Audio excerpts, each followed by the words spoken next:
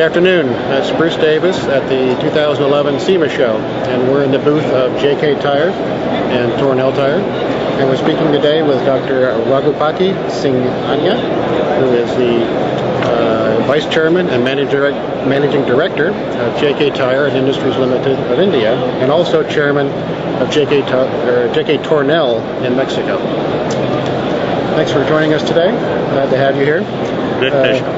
Dr. Singhania, maybe you could explain briefly your plans for the U.S. market. I know you've recently signed a distributor in the U.S. market for the Tornell brand. Maybe give us a few insights on that and your plans for the JK brand as well. We have been exporting to the U.S. market from India for a long time, more than 15 years. But essentially those are bias truck tires and light truck tires. But now that market has waned off gradually with the radialization coming up. So now we are trying to increase the radial tire exports to the US market, both in terms of the LTRs as well as PCRs. And the PCRs would come in mostly from Mexican plant of Tornell and the LTRs as well. And with this objective in view, we have appointed new distribution chains in the US in order to strengthen our position for distribution and selling of the tires.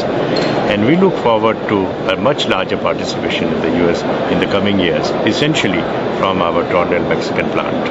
Excellent.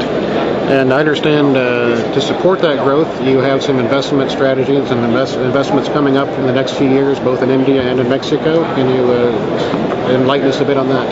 Yes, indeed. In the last 2 years, we have invested nearly $300 million in the Indian plants and capacity build-up. And in next 2 years, we are spending another $500 million in the Indian plants and the Mexican plant. The capacities in India are being increased by nearly 3 million tires in the PCR and 600,000 tires in truck radials.